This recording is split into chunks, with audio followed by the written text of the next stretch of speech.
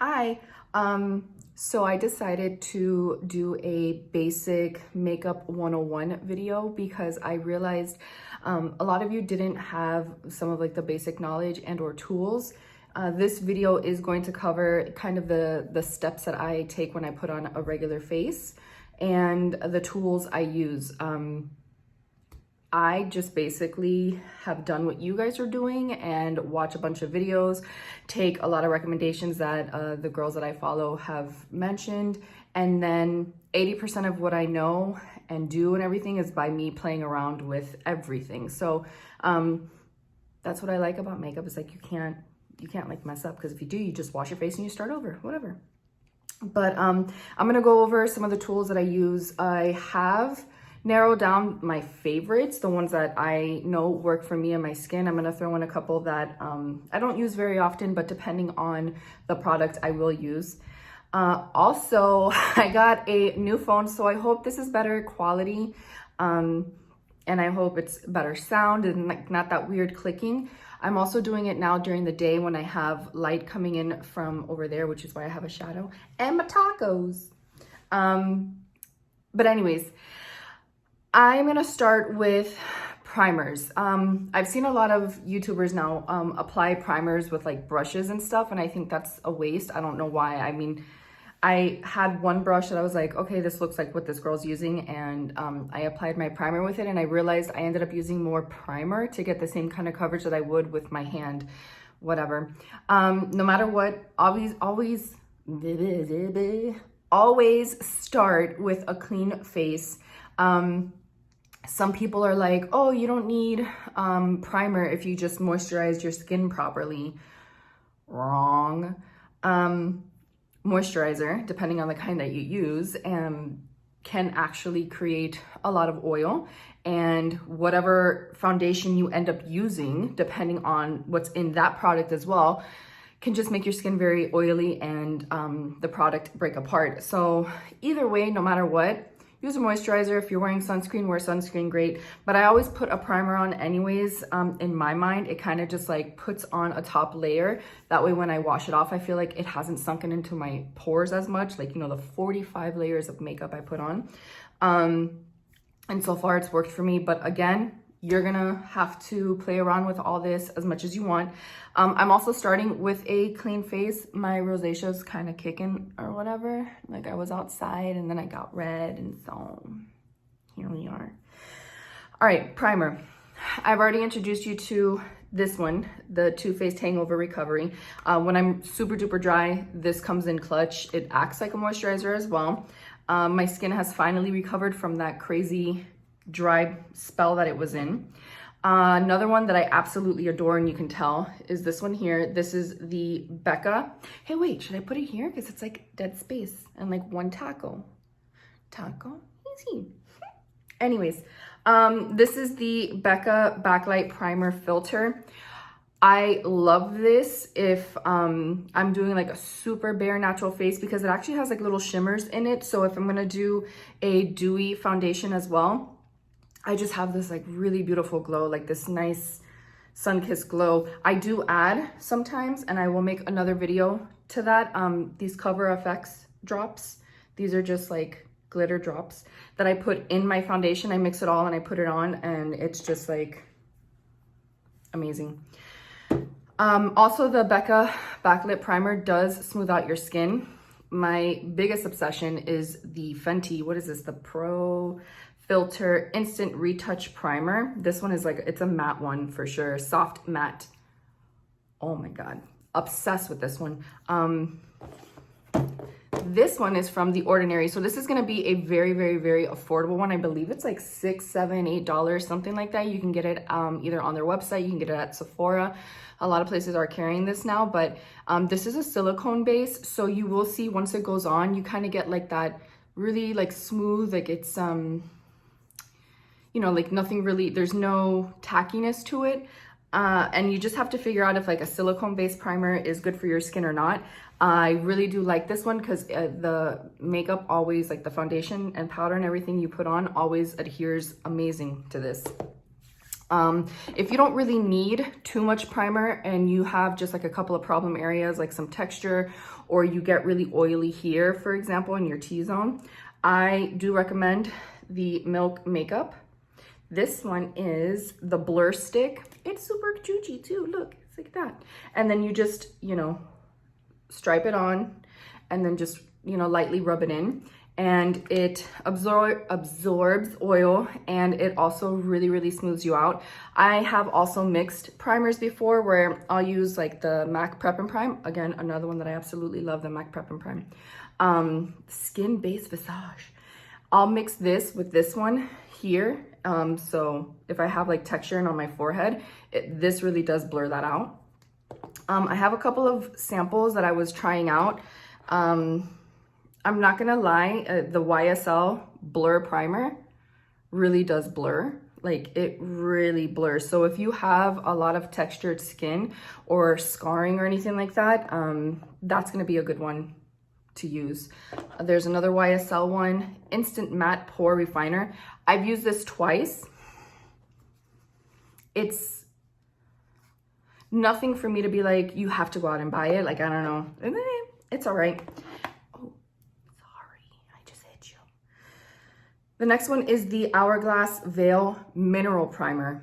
Oh, and this also has broad spectrum SPF 15, which can totally replace some of your sunblock.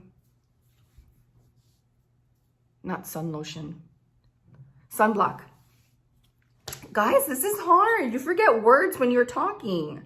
Anyways, I love this one. Once I'm done with this little sample, I'm actually gonna go out and buy a full one. All right, so those are my primers. The primer that I use mostly on a daily basis is gonna be the MAC Prep and Prime, the Fenty, and Ordinary, just depending on like the weather and what's going on with my skin, but these are like always and forever. During the summer, I use a lot more of the Becca Backlit Primer. So after that, I brought some of my favorite, oh, my AC just kicked on. I hope it doesn't mess up the sound. Some of my favorite foundations, and I brought different ones so you guys can see how to use different products. First and foremost, I know I've actually talked to a lot of you because you guys have really nice skin about a CC cream. This is the IT Cosmetics CC Free. It's the CC Free. You gotta go out and get the CC Free. CC Cream, oil-free matte CC Cream. And it's just a color moisturizer, color correcting. It has SPF in it. And this is great because if you get oily, for example, one, it has SPF, so you can wear this out if you're gonna go to the beach, if you're gonna go to the park, if you're gonna go to a picnic or whatever. And this is really good. Also, what was the second point I was gonna make? Color correcting oil, and oh yeah, it's really good for oil absorption, and also it has SPF, so that's really good. It has anti-aging hydrating serum. I cannot tell you that when I take this off, I feel like my face has actually benefited from it or not, but I can tell you throughout the day, my skin will not get greasy. The next one that I'm like squeezing the life out of it is this Tarte, which one's this one? Amazonian Clay Full Coverage Foundation. I use the shade Light Medium Neutral. It's 12-hour makeup, oil-free. So this one is super matte. This one, I have to stop saying this one. Blech. This one I will apply with a beauty blender because if I were to use a brush, it really does streak up, and it kind of like wipes away some of the coverage, which I need to like cover all my little red spots and my brown spots. So using a beauty blender kind of like piles it on, and so you get a lot of color payoff that way. I am absolutely obsessed with this L'Oreal Infallible Pro Matte. I also have the Glow one. The shades actually vary in numbers, so I'm 104 in the matte, but in the Dewy Glow one, I think I'm like a 205 or something like that. It's a little weird, but whatever. They didn't keep with the same numbering system, which doesn't make sense, but oh well. This is the equivalent, oh, I didn't bring it. This one has been the equivalent to my Makeup Forever HD matte one, and the glow version of this one is the equivalent of the Sephora foundation. I didn't bring those, I'm sorry. Anyways, those two are basically dead too. I use them all the time, but I found these to be a better dupe.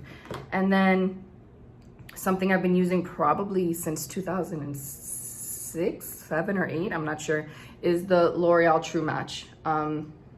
I like that they have a lot of shade ranges, and if you're in between two colors, you would get those two colors and mix them and you're good to go. It has a really good wearing power, and it doesn't separate no matter what primer I've used. This is just a really good formula, and I've found that no matter what I'm doing day or night, it doesn't like move around my skin or anything like that.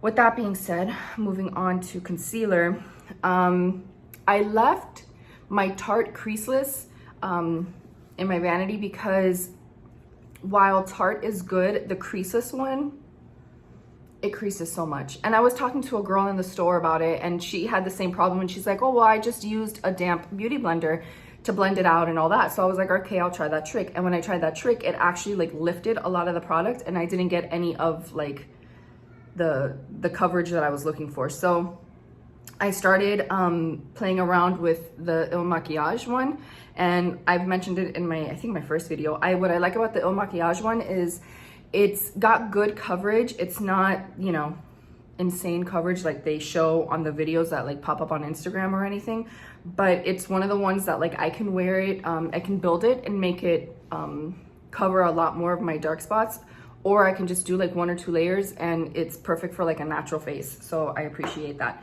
Now you'll see once I start getting into doing like more glam videos, I'm going to mix these two, the Tarte Shape Tape, and the equivalent to Tarte Shape Tape is this Maybelline Infallible Full Wear, or no, sorry, L'Oreal, my bad. But it's the L'Oreal Infallible. This one is Cashmere, and then I am shade Light Neutral in the Shape Tape. For concealer's tricky because you have to take into consideration like your skin tone, like what that tone that comes through is, and then also your under eyes, what color that is. You have to take both into consideration because when you're putting them on, you're blending. You're not just putting it right here and that's it. You know, you have to blend it out. So you don't want a crazy, you know, stark contrast from what this is to your, you know, you want it to blend. So you have to make sure that whatever color you get is like 1 or 2 shades, depending how dark your circles are, lighter than the foundation you're getting. I got a super white one from this line because when I do a glam look, you'll see me do a very bright white under here so I can get like that pop of color underneath. But either way, it's blended out and you can't really tell. So I think that's it for concealers. See? Then, once all that's done, to set my under eye, I've already told you guys about the Morphe one that has like the pink shimmers in it because lighter ones tend to darken up the area. I mentioned but never showed you the Airspun. This is the one that I got like at Walmart or whatever. I'm pretty sure it's in the Chuchi aisle of like Sedano's. I've seen it there before. It kind of smells like Abuela's talco, which is perfectly fine. Nothing wrong with that. I like that smell. That's the one that I'll use, especially if I'm going to bake and like cut creases and stuff. And then I also use the NYX HD finishing powder. This one says it's banana, so it's gonna have yellow in it, but it actually looks really, really white. This is the one that I learned quickly. Once I put on my concealer, I was gonna set it with just this. Like the first layer was gonna be this, and this is when it turned yellow. Like it turned my under eyes yellow. It was super gross, but I learned not to set with this, but to, like it says, like it's a finishing powder. I'll layer underneath my eyes, and that will be what I put on top, especially if I wanna make right here when I put that super white color. I wanna keep it white, I'll set with this. All right, so while we're setting and all that stuff, I I do tend to move on to blush because I need to see where I'm gonna put my blush in order to know, I know this is gonna sound weird, but how I do my eyes. It's very, very strange, but very few times have I put on blush, done my eyes, and went back to put on more blush.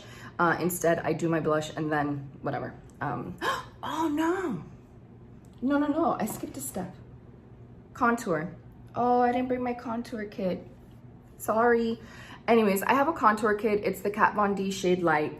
Everybody and their mother uses it. It's wonderful. It's phenomenal. It goes for so many different skin tones. I remember me and my best friends got together and did like a little makeup party. And at one point, I went around and I did half of their faces and I contoured each of them all with the same palette.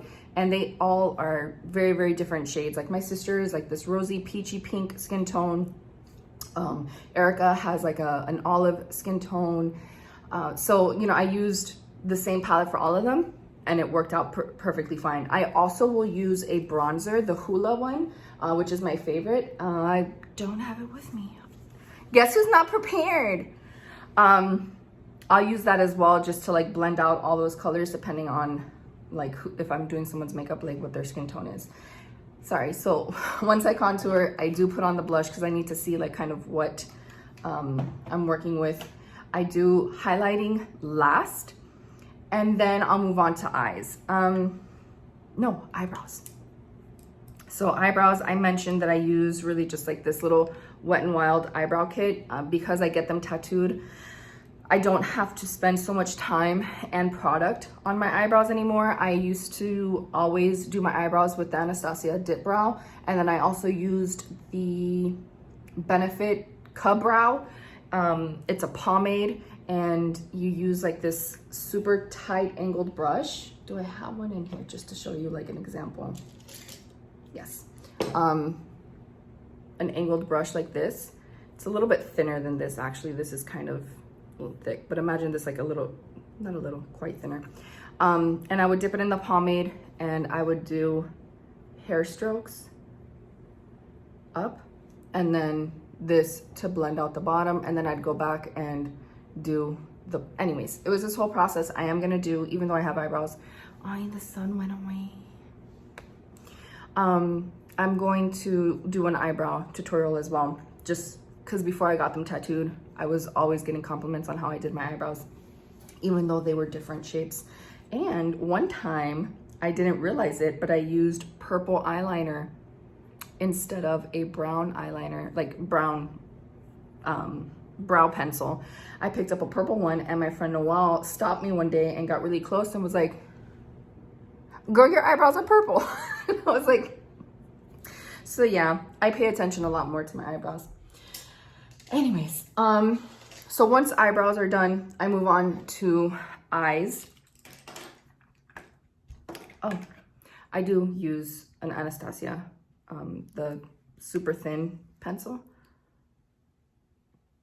I still use that just from time to time to do hair strokes in the front, or like here, the ink pushes out quite a bit, so I'll just like color it in a little bit. Anyways, so for eyes, I'm going to show you the ones that I use over and over and over and over and over and over and over again. I can't recall which ones come in which kits anymore because I really don't know. I forgot. I use this one.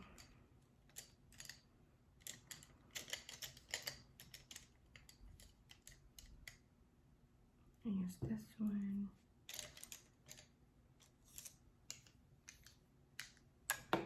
I'm just gonna go through them all, whatever. The ones that I use for every single eye look, no matter what, especially for blending and packing on color, are gonna be these. And do not judge me. I do not clean my brushes every single day. It's a lot.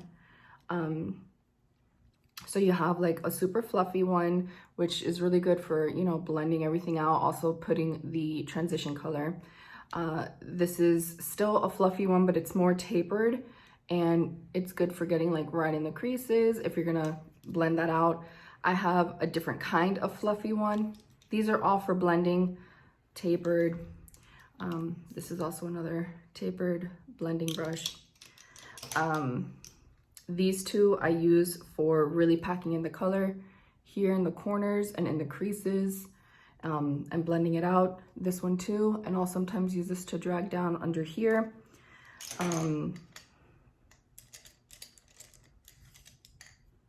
I'll use this one to pack on shimmers, and then I'll use a smaller version of this, which is this one. See, it's much smaller. This one I'll use to put concealer on and put it on my lids so that I have a bright base and something sticky for shimmers to stick onto. I'm sorry about the sun. Anyways, I use this Rinky Dink. I've had this one for a while. Sorry for cursing. No, I'm not, but you know. My dad didn't want me to curse as much, so I'm really, really trying not to curse as much. So this one I'll use to blend out and buff out the bottom lash line. And when I really like blow out the lash line and I bring it to like down here, this is what I'll use. This one is really good if I'm gonna do a smoky look with, instead of using eyeliner, I'll use eyeshadow, and I pack this on here and like I blow it out. Also here on the bottom lash line, like on the actual lashes. I have a bunch more that, I mean, I still haven't used, you know, just in case.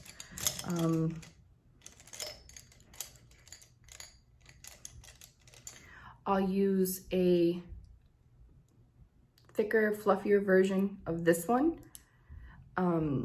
If I'm going to draw a dark crease here, and then I'll take the smaller, more compact, tapered one to blend it out. There is a trick that before I learned how to blend and how to stack and all that stuff, I would actually draw different shades of eyeshadows on my lids, and then I would go back and blend them out. Like, that's how I learned, really. Like, that was my like chooch marooch way of doing it. And then that was before YouTube came out. And then when YouTube came out and all these girls started doing all these different techniques or whatever, I was like, oh, excuse me, and I gotta try that. Occasionally I will use this to put on gel liner, but for the most part, I've converted 100% to felt tip eyeliners. I mean, I have a bunch of other ones in here that it just depends on the eye look. I will randomly go through and just like pull one to like blend something out.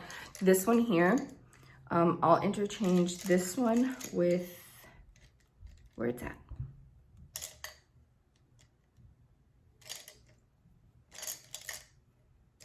Something else my dad told me to do was have all my tools out so I'm not like clinking around and stuff. You know, I'm still a kid, never listened to my parents. Whatever. There's a smaller version of this one that I will use to put on eyeliner. I use eyeshadow as eyeliner a lot of times, and what's good is that it helps me get the cat look. So, oh duh, it's right here. So you see the size difference? It really just depends like what look I'm going for, but this one is really good like to concentrate. So that's eyes. And then I'm not even gonna worry about going over some of like the highlighters and stuff that I use. I can't believe I didn't show you guys this stuff. These are the tools that I'll use for when I'm contouring. I talked about contouring, but I didn't actually show you the tools. Estúpida. These are the tools that I'll use for contouring. So this one, I'll go in and draw where I want my contour. Then I'll go in with this one and buff it up. Because it's pointed, I feel like it keeps everything in a straight line. And then I'll go back with the bronzer, like the Hoola bronzer, and blend everything out. And then I'll go in with a beauty blender and cut the crease. I missed that entire step. Oh my God. Guys, this is hard. So with the Airspun that I showed you earlier, I'll dip this in the Airspun and pack it on, or just draw a line exactly where I want the crease to be on both sides. I'll take this version of a sponge. It's very, very, very firm. I like it because it's super pointy, and I'll dip that in the Airspun and pack it on here underneath my eyes and let it sit while I move on to my eyes. Sorry for skipping that step. I promise I'll get better. Anyways, I have already mentioned the beauty blenders that I use for foundation. This is the Morphe one. It's much softer and it's a really nice sharp edge here. This is another Morphe one that they came out with that I like because you can apply your foundation and all that stuff and blend out here. And on like one side, you know, if you have to cover more or whatever, you can use that. And then the other side you can use to dip in powder and set your foundation and stuff. So yeah, that basically is it. I'm not gonna go over the highlighter stuff because I've already showed you guys that like I'm obsessed with like a fan brush or whatever. And if I need like to, you know, like really put on highlighter in like a specific area, I'll use a more compact brush like that.